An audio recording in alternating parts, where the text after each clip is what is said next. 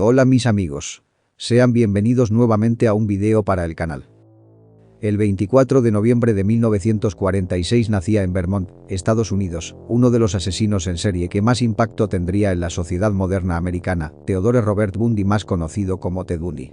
Después de más de una década negándolo, confesó 30 homicidios de mujeres estadounidenses que cometió en 7 estados entre 1974 y 1978. El número real de víctimas es desconocido. Su especialidad: sodomizar y asesinar brutalmente a universitarias. Aquí empezamos su historia. Hijo biológico de un veterano de la Fuerza Aérea, a quien nunca conoció, y de Louisa Cowell, vivió sus primeros 4 años en casa de sus abuelos maternos. Durante este tiempo creyó que sus abuelos eran sus padres y que su madre era su hermana mayor. En 1950, Ted y su madre se mudaron a Tacoma, Washington, con otros familiares. Allí, Louisa conoció a Johnny Culpeper Bundy, un cocinero del ejército con el que se casó en mayo de 1951 y del que Ted posteriormente adoptó el apellido. El matrimonio tuvo 4 hijos, pero Ted nunca creó un lazo afectivo con el marido de su madre. La infancia de Theodore, Ted Bundy, estuvo marcada por una gran mentira. Sus abuelos asumieron la identidad de auténticos progenitores para ocultar una maternidad inmoral ante la sociedad. Una protección moral paradójica, considerando los actos que se desarrollaban en el interior del falso hogar. Su abuelo era un hombre violento, aficionado a la pornografía y al maltrato humano y animal, actitudes que no escondía ante los ojos de su hijo/nieto. De adulto, Ted Bundy supo sobreponerse a su infancia, aparentemente, y llegó a ocupar un lugar de prestigio en la sociedad. Cursó psicología y derecho e incluso fue aspirante a gobernador del estado. También fue condecorado por la policía tras salvar a un niño de morir ahogado y realizó varias actividades comunitarias, entre otras bondades. Pese a sus logros y reconocimientos públicos, no se sentía integrado en la sociedad y acudió al sexo violento como vía de escape y, posteriormente, al asesinato y la sodomía. Su fijación serían las estudiantes universitarias de clase media con pelo largo, negro y liso, casualmente el mismo aspecto que el de la estudiante universitaria de la que se enamoró unos años atrás. El modus operandi era siempre el mismo. Actuaba en campus universitarios o cerca de supermercados a plena luz del día, seleccionaba a una joven al azar y le solicitaba ayuda para entrar en su coche al estar impedido de un brazo enyesado. Habiéndose acercado a la víctima, la golpeaba con una barra y la introducía en el coche para llevarla a algún lugar donde sodomizarla con retorcidas vejaciones. Cumplido su cruento ritual, la asesinaba y realizaba prácticas necrofílicas. Con esta táctica secuestró, violó y asesinó de forma violenta a un gran número de estudiantes de varias universidades de los estados de Oregón, Utah, Colorado y Florida, y a varias niñas entre 1974 hasta 1978. El número de asesinatos es impreciso y aunque él confesó haber asesinado a 28 mujeres, solo se encontraron y constataron 14 cuerpos. La espiral de desenfreno de Bundy hizo mella en su figura como ciudadano y fue detenido en varias ocasiones debido a su mala conducción.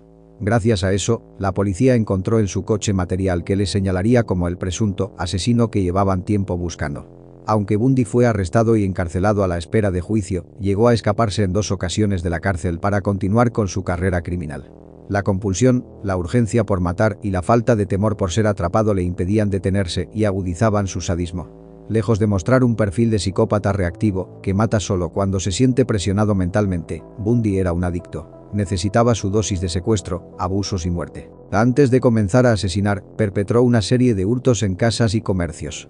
El 4 de enero de 1974, entró en el cuarto de la universitaria Honey Lenz, de 18 años, la golpeó con una palanca metálica. Al día siguiente, la chica fue hallada malherida y sobrevivió con un daño cerebral permanente.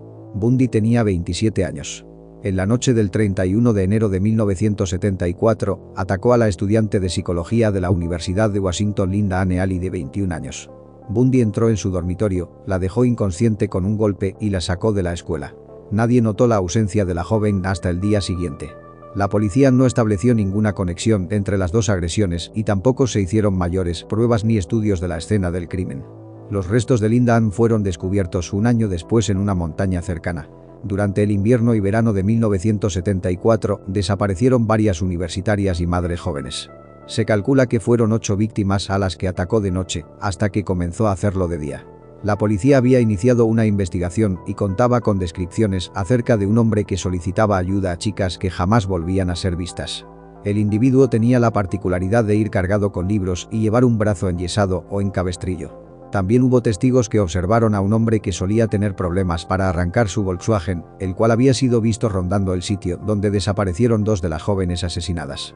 El 9 de febrero de 1974, Carol Valenzuela, de 20 años, desapareció de Vancouver, Canadá. Su cadáver no fue descubierto hasta el mes de octubre junto a otro cuerpo sin identificar. El 12 de marzo de 1974, Donna Manson, de 19 años, fue vista por última vez mientras iba a un concierto de jazz en el campus de la universidad en la que estudiaba. El 17 de abril de ese mismo año, Susan Rancourt, de 18 años, caminaba por los jardines del Central Washington cuando desapareció. El 7 de mayo de 1974 desapareció Roberta Parks, de 20 años, quien había quedado con unas amigas para tomar café. Nunca llegó. Parks se encontró con un hombre aparentemente lesionado que le pidió ayuda para subir unas cosas a su auto. Jamás fue vista de nuevo. El 1 de junio de 1974, Brenda Valle, de 22 años, salió de la taberna Flame en Burien, Washington, después de comentar a sus amigos que iba a buscar a alguien que la llevara a Sun City, California. La última vez que la vieron, estaba hablando con un hombre con el brazo en un cabestrillo. 19 días más tarde, se descubrió que Valle nunca llegó a su destino. En la madrugada del 11 de junio de 1974, George Hawkins, de 18 años, perteneciente a la fraternidad Kappa Alpha, desapareció después de despedirse de su novio e ir a buscar unos libros para un examen de español. Su compañera de habitación y la encargada del dormitorio reportaron su desaparición a la mañana siguiente. El 14 de julio del mismo año, la universitaria Janisot dejó una nota a su compañera de habitación avisándole que se iba en bicicleta al parque del lago Samamis. Ahí se le vio conversar con un hombre que tenía el brazo enyesado y le pedía ayuda para cargar libros en su auto. El mismo día secuestró a Denise Naslund, la cual pasaba el día con su novio y amigos. Los restos esqueléticos fueron encontrados cerca de una vía de servicio en Issaquah, a 27 kilómetros al este de Seattle y a poca distancia del lago Samamis. Bundy despistaba a la policía porque sabía cómo alterar su aspecto físico. Se cambiaba el peinado, se dejaba crecer barba y bigote o se los afeitaba. También cambió de residencia y se mudó a Midvale, donde el 30 de agosto de 1974 se matriculó como estudiante en la Facultad de Derecho en la Universidad de Utah. El 2 de octubre de 1974 asesinó a Nancy Wilcox, de 16 años, cuando se acercaba a una tienda de su barrio. Su cuerpo nunca fue hallado. El 11 de octubre de 1974 Rhonda Stapley, estudiante de farmacia de 21 años, esperaba el autobús que le llevara a la facultad cuando Ted Bundy se ofreció en su Volkswagen a acercarla allí. Con la excusa de ir al zoológico, estacionó el vehículo en un lugar apartado y abusó de la chica durante horas a la vez que la estrangulaba y aflojaba la presión para que siguiera con vida.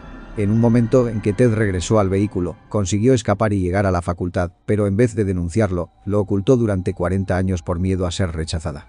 El 18 de octubre de 1974 secuestró a Melissa Smith, la hija del sheriff local. La secuestró mientras ella iba a pasar la noche en casa de una amiga. Su cadáver fue encontrado 9 días después en Summit Park, después de torturarla y abusar de ella durante 5 días. El 30 de octubre de ese año, desapareció Laura Aime, de 17 años, cuando volvía de una fiesta de Halloween. Su cadáver fue encontrado en los montes Wasatch, mostrando signos de haber sido golpeada en la cabeza con una cuña de metal y también luego abuso de ella. Sin embargo, parecía que Bundy conocía a la muchacha debido a que hubo muchos testigos amigos que le contaron a la policía que estuvo acosándola y apareciéndose en lugares que la muchacha conocía y frecuentaba. La policía inició una investigación y descubrió similitudes en el modus operandi con algunos asesinatos ocurridos en Washington.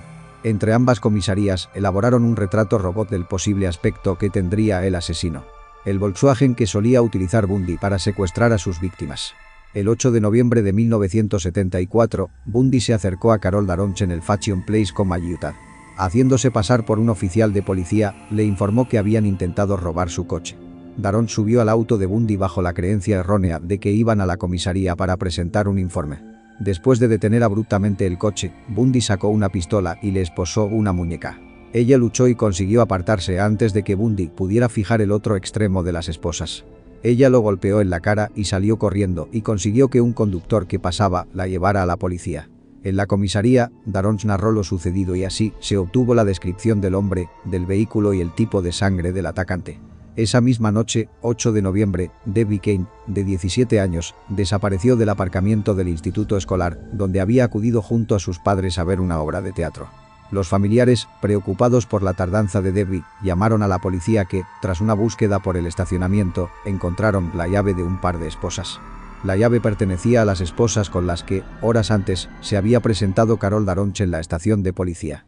La directora de la obra de teatro, Jean Graham, declaró que durante la actuación un hombre de aspecto parecido al del sospechoso le había solicitado que lo acompañara al aparcamiento para identificar un vehículo, pero ella se había negado porque estaba ocupada con la obra. Casi un mes después de ocurridos los hechos, un hombre llamó a la policía para informar que la noche de la desaparición de Debbie Kent había visto salir precipitadamente un Volkswagen de color claro del estacionamiento del instituto. Bundy adoptó la estrategia de trasladarse de un estado a otro para evitar que la policía descubriera sus patrones.